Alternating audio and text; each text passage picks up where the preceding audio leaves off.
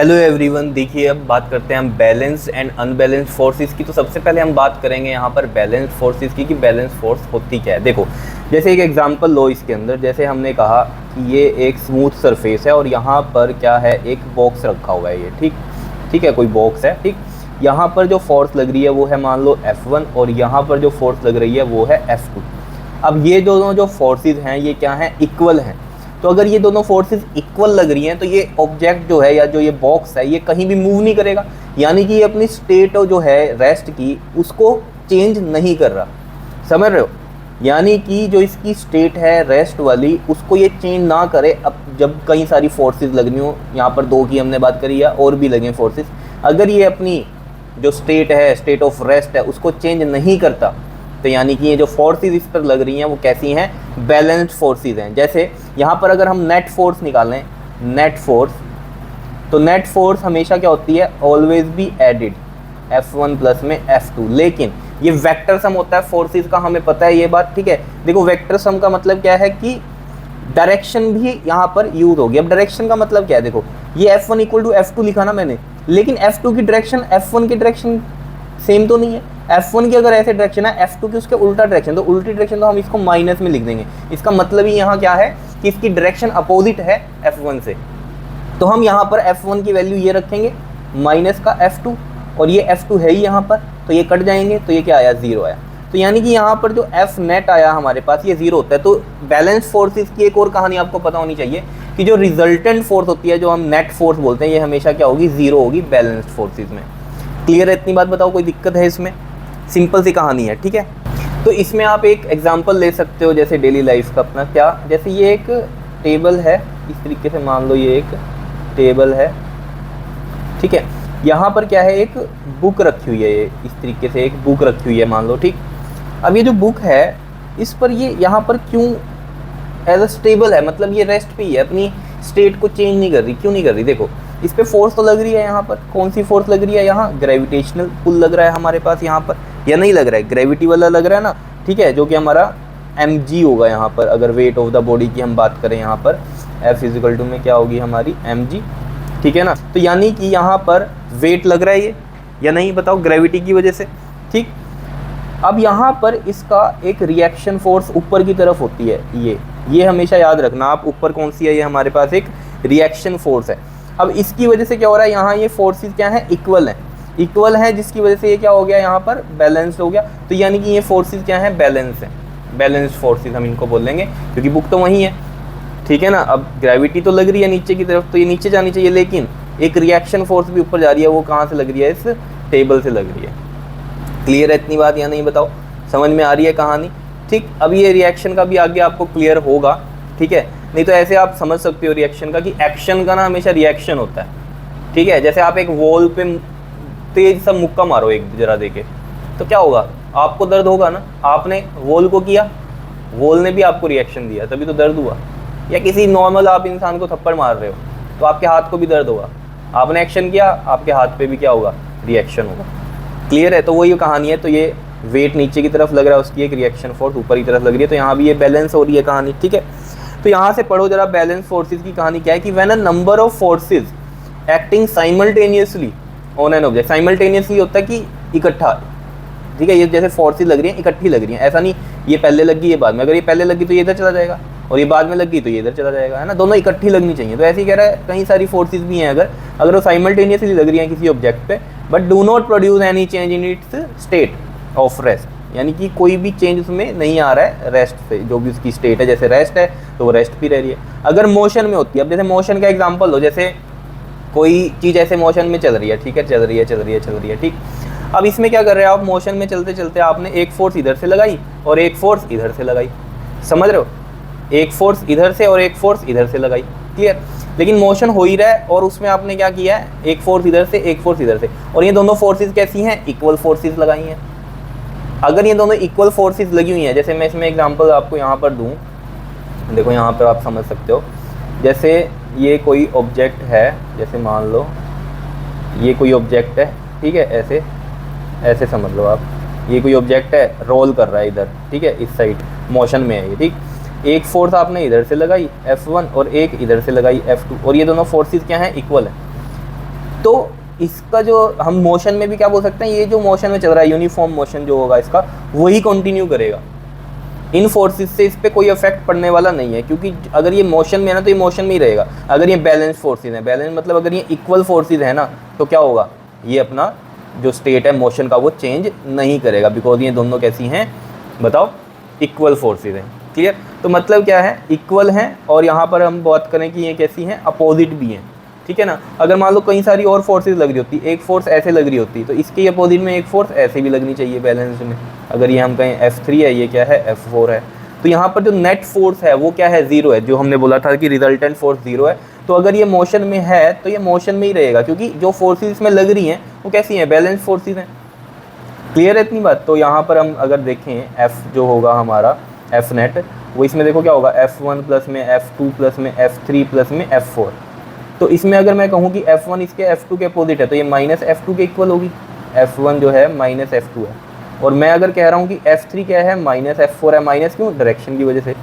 तो ये F2 हो गया, और F3 को मैंने F3 लिखा मान लो, या F3 की जगह मैं माइनस F4 लिख दूँगा। ठीक है, मैं ऐसा क्यों बोल रहा हूँ, क्योंकि मैं F4 की जगह माइनस F3 भी लिख सकता हूँ, लेकिन यहाँ पर चलो F3 को माइनस F4 और ये प्लस F4, तो ये क्या हो रहा है आपके पास, सब कट रहा है, F2 से F2, F4 से F4, तो ये 0 आएगा। चलो इतनी बात क्लियर होगी कि मतलब रिजल्टेंट फोर्स भी इसमें 0 होती है, ये चीज़ आपको समझ में आनी चाहिए। ठीक है, तो बैलेंस फोर्सेस क्या है कि जितनी भी फोर्सेस लग रही हैं उनकी वजह से जो ऑब्जेक्ट है वो अपनी स्टेट को चेंज नहीं करता। अगर वो रेस्ट में है तो रेस्ट में रह रहा है, अगर वो मोशन में है तो वो मोशन में रह रहा है, तो वो ये क्या है, हमारी बैलेंस्ड फोर्सेस हैं। क्लियर है? एग्जांपल्स के तौर पे जैसे मैंने वैसे तो आपको बता दिया, लेकिन और एग्जांपल समझ लो। जैसे कहता है pushing a heavy box placed on a rough surface. देखो जैसे इसमें एक जो है हमारा फ्रिक्शन का जो है थोड़ा सा रोल होगा। देखो कैसे, जैसे मान लो जैसे हम यहाँ पर ये बोल रहे हैं कि एक हैवी बॉक्स है, ठीक है, हैवी बॉक्स है, ये बॉक्स है एक, ठीक। अब इस पर क्या हो रहा है, आप फोर्स लगा रहे हो, ठीक, आपने फोर्स लगाई इस पर। अब यहाँ पर एक रिएक्शन फोर्स भी लगी हुई है, और ये ऑब्जेक्ट जो है मूव नहीं कर रहा, आप फोर्स लगा रहे हो, ये ऑब्जेक्ट मूव नहीं कर रहा। इसका मतलब क्या हुआ, अब आप ये चीज़ सोचते हो ना कि एक बॉक्स को आप मूव कर रहे हो, फोर्स लगा रहे हो, वो मूव तो हो नहीं रहा, मतलब फोर्स लगा रहे हो मूव करने के लिए, लेकिन मूव नहीं हो रहा। क्यों नहीं हो रहा, वहाँ और कौन सी फोर्स एक्ट कर रही है, यानी कि उसके अपोजिट में, तो वो कौन सी, फ्रिक्शन फोर्स होगी। कौन सी होगी, वो फ्रिक्शनल फोर्स होगी। ऑब्वियसली बात है, फ्रिक्शन तो होता ही है ना। अगर स्मूथ सरफेस है बिल्कुल ही, तब हम बात कंसीडर करते हैं कि नहीं है, ठीक है। लेकिन अगर हम बात कर रहे हैं किसकी, नॉर्मल जो सरफेस हमारे होते हैं प्रैक्टिकली, तो वो कैसे होते हैं, फ्रिक्शन वाले होते हैं, ठीक है। फ्रिक्शनलेस सरफेस आप बना सकते हो बाय जैसे आप ऑयलिंग कर दो उसकी, ठीक है, या कुछ भी ल्यूब्रिकेंट कर दो ताकि वो क्या हो जाए, स्मूथ हो जाए। लेकिन जो फ्रिक्शन वाले, जो ऑब्वियसली बात है, ये स्मूथ सरफेस नहीं है, तो यहाँ फ्रिक्शन होता ही है, ये चीज़ आपको पता ही है। हम भी चल कैसे पाते हैं, फ्रिक्शन की वजह से चल पाते हैं ना। आप पैर नीचे लगाते हो, फोर्स लगाते हो, ठीक है ना, फोर्स लगा रहे हो, तो अर्थ से आपको क्या मिल रहा है, फ्रिक्शन मिल रहा है। फ्रिक्शन की वजह से आपका पैर वहाँ रुका हुआ है, क्योंकि अपोजिट फोर्स ने वहाँ पर आपके पैर को रोक दिया। अगर फ्रिक्शन फोर्स ना हो तो आप पैर से ऐसे प्रेस करोगे चलने के लिए, जैसे ये पैर है हमारा, ऐसे समझ लो, ठीक है, ऐसे चलने के लिए, तो क्या होगा वहाँ, तो आपका अगर फ्रिक्शन फोर्स नहीं है तो आप फिसल जाओगे। तो आपने देखा होगा जहाँ पर ऑयल वगैरह गिरा होता है तो वहाँ फ्रिक्शन खत्म होता है, तो वहाँ आप फिसल जाते हो। क्यों फिसल जाते हो, क्योंकि अपोजिट में कोई फोर्स है ही नहीं उसे रोकने के लिए। हम चलते भी क्यों हैं, क्योंकि फ्रिक्शन है, फ्रिक्शन की वजह से हम चल पाते हैं, क्योंकि हम उसको फोर्स लगा रहे हैं अर्थ को ऐसे पीछे की तरफ, और वो हमें फ्रिक्शन फोर्स ऐसे अपोजिट में फोर्स लगा रही है ताकि हमारा पैर वहीं रुके, तभी तो हम आगे बढ़ पाएंगे। अगर वहीं पर ही पैर ना रुका और ऐसे पीछे मूव कर गया तो ये तो फिसलना ही होता है ना। तो वो जो होता है हमारे ऑयलिंग सरफेस हो गए जैसे, ठीक है, जिसको हम स्मूथ सरफेस बोलते हैं, तो वहाँ पर फिसलना ज़्यादा हो जाता है, ठीक है। या पाउडर गिरा हो कहीं पर, वो भी स्मूथ हो जाता है ना, पाउडर स्मूथ कर देता है। चलो समझ में आ रही होंगी ये बातें, ठीक है। तो ये बात यहाँ पर यही लिखा हुआ है। और इसमें एक और चीज़ है, कई बच्चे कहते हैं कि हमने कम फोर्स लगाई तब भी नहीं मूव करा, थोड़ी और ज़्यादा फोर्स लगाई तब भी नहीं, तो बैलेंस कैसे हो रहा है। तो ये देखो ना, जब आप कम फोर्स लगा रहे हो तो फ्रिक्शन फोर्स ऐसी फोर्स है कि अगर आप कम लगा रहे हो तो यहाँ से कम ही फोर्स देगा, आप ज़्यादा लगा रहे हो तो वो ज़्यादा ही फोर्स देगा, समझ रहे हो। हाँ, ये मूव कब कर जाएगा, जब जो ये हमारी फ्रिक्शन फोर्स है इससे भी ज़्यादा फोर्स आप लगा दोगे, ठीक है ना। जैसे मान लो वो अनबैलेंस्ड फोर्स का वैसे एग्जांपल हो गया। जैसे मान लो ये हमारी फ्रिक्शनल फोर्स F2 हो गई और ये वाली F1 हो गई इधर, ठीक है ना।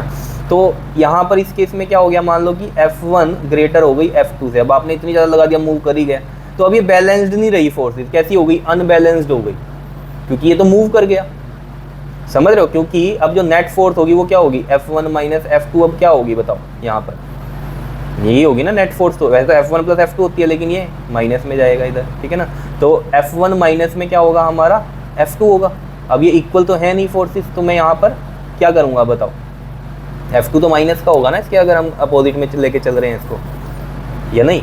ये तो समझ रहे हो ना आप? कहीं समझते हैं कि नेट फोर्स तो ऐड ही होती है हमेशा, लेकिन ये F2 तो अपोजिट में है तो माइनस में, क्लियर है? लेकिन इक्वल नहीं है तो यहाँ F1 नहीं लिख सकता, F2 नहीं लिख सकता, इक्वल नहीं है ये। तो F1 बड़ी है तो बड़े में से छोटी फोर्स माइनस कर रहे हैं हम, तो नेट फोर्स आएगी हमारी, तभी ये आगे मूव कर रहा है यानी कि, ठीक है। तो ये देखो, ये तो अनबैलेंस्ड का था। बैलेंस में मैंने आपको बता दिया कि फ्रिक्शन फोर्स जो होगी हमारी ये वाली, और जो हम फोर्स दे रहे हैं वो बराबर ही रहती है, तो वो ऑब्वियसली बात है, आप पुश भी कर रहे हो बॉक्स को, वो आगे मूव नहीं करता क्योंकि वो अभी बैलेंस फोर्सेज हैं। तो pushing a heavy box placed on a rough surface है, ठीक है, स्मूथ नहीं है, रफ सरफेस है जहाँ फ्रिक्शन होगा। The box does not move due to the friction force acting in a direction opposite to that push force. आप push कर रहे हो और जो हमारी फ्रिक्शन फोर्स है उसके अपोजिट में है, क्लियर है? इस वजह से मूव नहीं कर रहे हैं, यानी कि अभी ये इक्वल फोर्सेज हैं, क्लियर। उसके बाद हम बात करते हैं टग ऑफ वॉर की। टग ऑफ वॉर क्या होती है? जैसे आपने देखा होगा एक रस्सी है, ठीक है, और रोप है, मतलब यहाँ पर कुछ लोग हैं इधर और एक इस साइड भी कुछ लोग हैं, ठीक है। तो यहाँ से क्या होता है, ये इधर वाली साइड अपनी तरफ पुल कर रहे होते हैं और ये अपनी साइड पुल कर रहे होते हैं। तो अगर ये मान लो F1 है हमारी और ये क्या है F2 है, अगर ये दोनों फोर्सेस इक्वल हैं, ये जितनी फोर्स इधर लगा रहे हैं, जितनी फोर्स ये इधर लगा रहे हैं, तो ये रोप इधर उधर मूव करेगी नहीं, यानी कि कोई जीतेगा ही नहीं, टाई टाई रहेगा मैच, ठीक है ना। तो मैच क्या रहेगा, टाई रहेगा इस केस में। तो in a tug of war the two teams pull a rope in opposite direction, obvious बात है अपोजिट डायरेक्शन में कर रहे हैं। If two teams apply equal forces हैं और ये, then the rope does not move in direction. तो इस केस में भी अगर आप ये कर सकते हो, देखो F नेट क्या होगा हमारा, F1 प्लस में F2, और यहाँ पर भी क्या है हमारा F1 जो है वो क्या है, माइनस F2 के इक्वल है। तो F1 की जगह मैं माइनस F2 लिखूँ प्लस F2, तो ये क्या होगा हमारा, 0 हो जाएगा, क्योंकि ये दोनों फोर्सेज हैं तो क्या अपोजिट डायरेक्शन में है ना, एक इधर जा रही है एक इधर जा रही है। मान लो ये डायरेक्शन हमने इसकी F1 की ली, ठीक है, तो F2 इसके अपोजिट डायरेक्शन में, तो ये मैंने माइनस F2 ले लिया, ठीक है। लेकिन है कैसी है, इक्वल ही है फोर्सेज, तभी तो इक्वल टू का साइन लिया है, क्लियर है इतनी बात। तभी मैं आपको बोल रहा था जब अनबैलेंस्ड फोर्सेज के बारे में यहाँ बात बता रहा था कि F1 ज़्यादा है और ये जो हमारी फ्रिक्शन फोर्स है ये कम है। तो इस केस में हमने देखो F1 माइनस F2 किया था, तो यहाँ पर मैंने क्या किया, F1 इक्वल टू F2 नहीं लिखा, क्योंकि F1 तो ज़्यादा है ना F2 से, इस वजह से। ये अभी आगे समझाऊंगा मैं अभी आपको, ठीक है। तो ये चीज़ समझ में आ गई होगी आपके।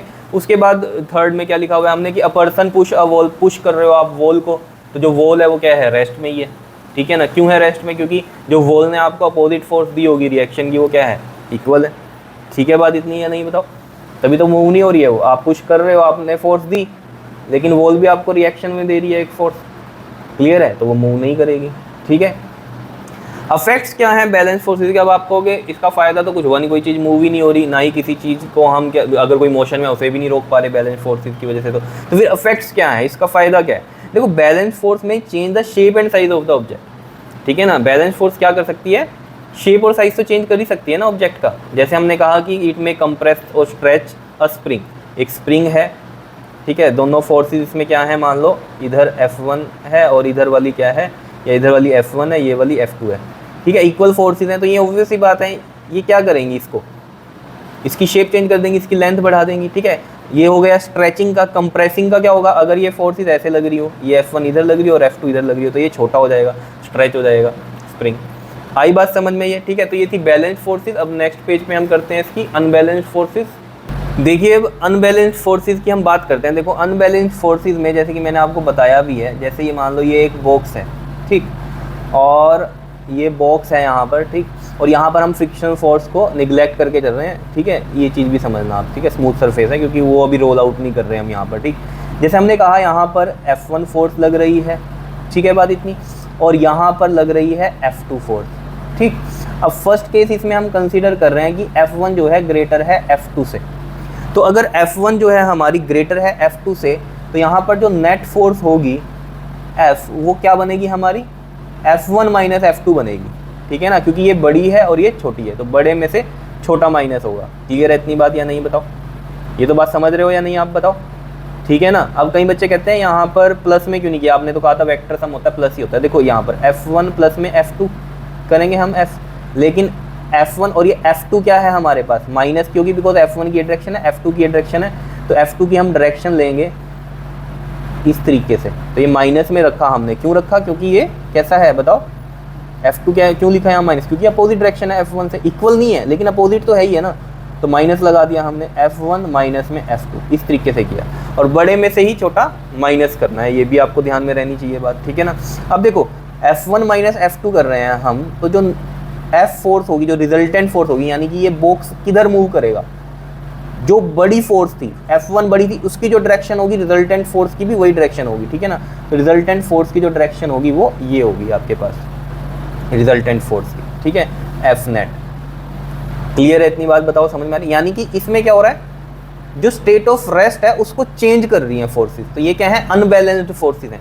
और यहाँ पर जो रिजल्टेंट है वो भी क्या है, जीरो नहीं है, तभी लिख रखा है resultant force is not zero. Unbalanced forces में रिजल्टेंट फोर्स जीरो नहीं होती है। इसका दूसरा केस अगर हम लें, देखो अगर हम दूसरा केस यहाँ पर कंसीडर करें कि ये हमारी F1 है और ये हमारी F2 है, और यहाँ पर हम बात कर रहे हैं कि F2 ग्रेटर है F1 से, तो जो F नेट होगा हमारा, जो रिजल्टेंट फोर्स होगी वो क्या होगी हमारे पास, बताओ resultant force F2 minus F1 होगी। क्या होगी, F2 माइनस F1 होगी। क्यों होगी F2 माइनस F1, क्योंकि F2 अब बड़ा है, ठीक है ना, F2 बड़ा है और F1 छोटा है, तो F2 माइनस F1 करेंगे। क्लियर है इतनी बात, बताओ कोई दिक्कत नहीं होगी इसमें, ठीक। अब देखो F2 माइनस F1 कर रहे हैं, तो यहाँ पर अब इसकी डायरेक्शन क्या होगी, जो रिजल्टेंट फोर्स आई है हमारी, इसकी डायरेक्शन क्या होगी, F2 बड़ी फोर्स थी, तो ये ऑब्जेक्ट इधर ही मूव करेगा, तो यानी कि इसकी डायरेक्शन इधर है, यानी कि ऑब्जेक्ट इधर मूव करेगा। क्या इतनी बात समझ में आ रही है। अब कई बच्चों को इसमें एक चीज़ और लगती है, क्या लगती है, कहते हैं F2 माइनस F1 क्यों करेंगे। अगर हम ये फॉर्मूला लगा रहे हैं यहाँ पर F1 प्लस में F2 का हमेशा, और आप कहते हैं माइनस F2 करते हैं, ठीक है, तो देखो वो भी हो सकता है, कोई दिक्कत वाली बात नहीं है। देखो मान लो ये F1 है और ये F2 माइनस का है हमारा डायरेक्शन की वजह से, तो ये मैंने ऐसे लिख दिया, ठीक है। तो यहाँ पर एक चीज़ याद रखना, अब बड़ा कौन सा है इसमें, F2 बड़ा है, ठीक है, F2 बड़ा है और आपने माइनस का लिया, ठीक है, तो जो रिजल्टेंट आएगा इसमें आपके पास उसकी भी वैल्यू माइनस में आएगी, बिकॉज इस तरीके से समझो इसको, ये 2 है और ये माइनस का मान लो 4 है, क्योंकि ये ज़्यादा है नंबर, ठीक है, तो माइनस का 2 ही आएगा आंसर, तो माइनस का आ रहा है। तो माइनस का मतलब यहाँ क्या है, इस माइनस का मतलब क्या है कि ये डायरेक्शन कौन सी होगी, जो F2 की है, क्योंकि F2 माइनस में लिया है, और रिजल्टेंट भी जो आ रहा है हमारा वो भी किस में आएगा, माइनस में ही आएगा, क्योंकि आंसर से, तो तब भी आंसर तो यही रहने वाला है, क्योंकि यहाँ जो माइनस है सिर्फ और सिर्फ डायरेक्शन शो कर रहा है, बाकी मैग्नीट्यूड में इसका जो है कोई मतलब नहीं है यहाँ पर माइनस का, ठीक है ना। तो माइनस का सिर्फ यहाँ मतलब क्या है, डायरेक्शन का होता है फोर्सेज में, ठीक है। तो ये माइनस का मतलब यहाँ यही है कि F2 अगर हमने माइनस की ली थी यहाँ पर, तो ऑब्वियस ही बात है, तो ये माइनस में ही आएगा, क्योंकि F2 की डायरेक्शन में ही तो जाएगा ये बॉक्स, अब क्योंकि ये ज़्यादा है तो इसको मैंने माइनस कंसीडर किया है, तो ये F नेट भी इधर ही जाएगा और इसका आंसर भी माइनस में आएगा। तो माइनस सिर्फ क्या बता रहा है कि डायरेक्शन ये वाली है जो F2 की थी। क्लियर है इतनी बात, बताओ कोई दिक्कत इसमें। अभी आगे जब न्यूमेरिकल्स वगैरह होंगे तो और क्लियर होंगी आपको बातें, ठीक है। थोड़ा सा आप क्या करो, थोड़ा सा समझ के चलो कंसेप्ट को क्या है, तो आपको आगे दिक्कत नहीं होगी 11th क्लास में जब आप जाओगे, ठीक है ना। यहीं पर ही अगर कंसेप्ट क्लियर हो गया तो बहुत बढ़िया रहेगा आपके लिए। चलो इतनी बात समझ में आई, बताओ कोई दिक्कत इसमें, ठीक है। अब ये तो जो हम डेफिनेशन भी यहाँ पढ़े, तो हमारे पास क्या है कि व्हेन 2 और मोर फोर्सेस एक्टिंग साइमल्टेनियसली, मतलब वही इकट्ठी अगर लग रही है, ठीक है, on an object change the state of rest. अब स्टेट ऑफ रेस्ट तो यहाँ चेंज हो गया, ये इधर मूव कर रहा है और यहाँ इस केस में ये इधर मूव कर रहा है, रेस्ट का चेंज हो रहा है। अब अगर हम मोशन की बात करें, अब मोशन में हम इसको कैसे सोच सकते हैं, देखो मोशन क्या, मान लो कोई चीज़ ऐसे मूव कर रही है, जैसे मैंने एक रोलर का एग्जाम्पल लिया था, तो जैसे मैं यहाँ ये रोलर का ये एग्जाम्पल ले लूँ यहाँ पर, ठीक है, ये मोशन कर रहा है, इस साइड अपना मोशन कर रहा है, ठीक है। यहाँ पर इस साइड से इसको लगी फोर्स F1 और यहाँ से इसको लगी फोर्स F2। अब ये अनबैलेंस फोर्सेज हैं, यानी कि इक्वल फोर्सेज तो है नहीं, तो ये अपना जो मोशन है रोलर, अगर ये 2 मीटर पर सेकंड से चल रहा है, तो जब हम बैलेंस फोर्स की बात करते हैं तो वो 2 मीटर पर सेकंड से ही चलेगा, ठीक है। लेकिन अब ये क्या है, अनबैलेंस फोर्सेज हैं, और इस केस में अगर मैं बोल रहा हूँ आपको कि F1 ग्रेटर है F2 से, तो इस केस में अब होगा क्या, बताओ। 2 मीटर पर सेकंड से तो ये ऑलरेडी चल रहा है, तो यहाँ पर जो इसकी नेट फोर्स होगी वो क्या होगी, F1 की डायरेक्शन में ही लगेगी, इसी डायरेक्शन लगेगी, बिकॉज F1 मैंने बोल दिया बड़ा है, तो इसकी स्पीड क्या हो जाएगी, बढ़ जाएगी।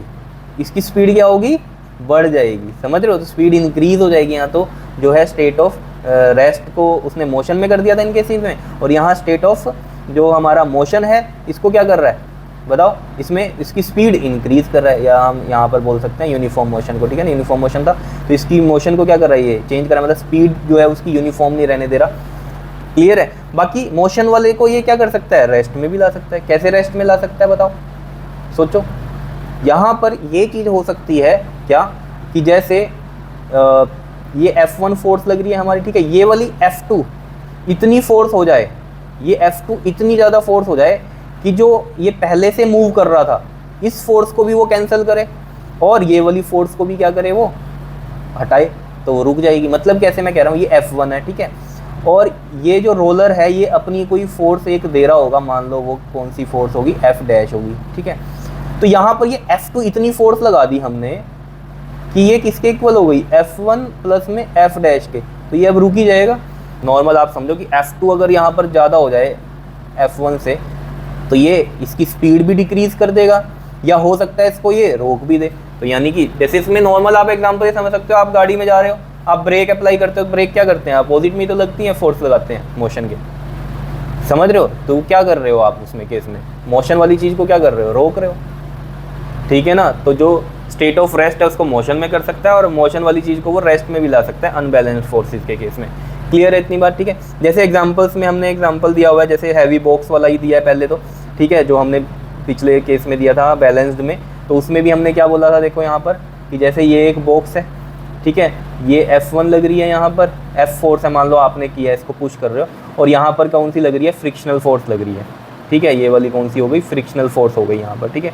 अब यहाँ पर क्या हो रहा है, ये ऑब्जेक्ट मूव कर गया, मूव क्यों कर गया, मान लो इसमें F1 जो है वो ग्रेटर है F2 से, तो अब ये क्या हो गई, अनबैलेंस फोर्सेज होगी, तो F नेट जो होगा हमारा वो क्या होगा, F1 माइनस में F2 होगा, और ये ऑब्जेक्ट इधर मूव करेगा, यानी कि फ्रिक्शन फोर्स से भी आपने ज़्यादा फोर्स दे दी। तो यही चीज़ कह रहा है वो कि pushing a heavy box and box moves due to the applied force is greater than the friction force, friction force से ग्रेटर है, तो ये क्या है, हमारी अनबैलेंस फोर्सेज है। क्लियर है इतनी बात, बताओ समझ में आ रही है चीज़ें, ठीक है। जैसे टग ऑफ वॉर का हमने एग्जाम्पल लिया था, अब उस केस में तो हमने कहा था कि क्या, कि ये हमारे पास मान लो ये इधर एक टीम है, रोप को लेके पकड़ा हुआ है जिसने, और एक ये वाली है, तो यहाँ पर क्या हो रहा है, मान लो ये वाले इधर इसको खींच रहे हैं F1 फोर्स से, और ये वाले F2 फोर्स से इधर खींच रहे हैं। मान लो ये F1 ज़्यादा हो गई, तो ऑब्वियस ही बात है ये सबको क्या करेंगे, इधर खींच लेंगे अपनी तरफ। तो यही लिख रखा है in a tug of war if force applied by two teams on the rope are unequal, unequal forces हैं बिकॉज यहाँ मैंने बोल दिया F1 ग्रेटर है F2 से, तो then the team applying greater force pulls the rope as well as the other team towards them, ठीक है, रोप को भी खींच लेगा अपनी तरफ और टीम को भी खींच लेगा। क्लियर है, बताओ। अब इसके इफेक्ट्स क्या होते हैं अनबैलेंस्ड के, अगर हम बात करें तो जैसे हमने बैलेंस्ड के इफेक्ट किए थे क्या, कि शेप साइज चेंज हो जाती है, तो इफेक्ट्स अनबैलेंस्ड में हमें क्या पता चला, बैलेंस्ड के तो पता चल गए थे ना इफेक्ट क्या था, शेप साइज चेंज कर देते हैं क्योंकि मूव तो करता नहीं वो इधर उधर रेस्ट पे अगर, तो फिर क्या यहाँ पर अनबैलेंस्ड में क्या इफेक्ट होगा, बताओ।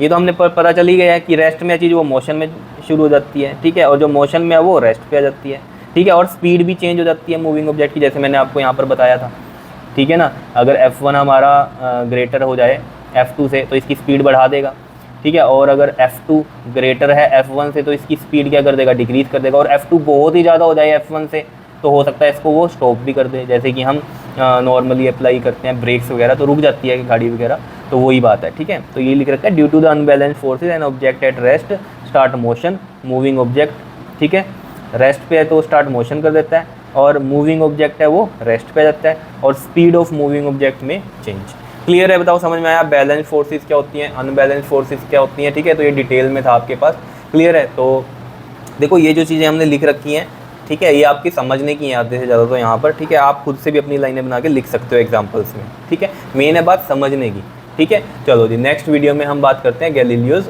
ऑब्जर्वेशन की, ठीक है। Okay, thank you.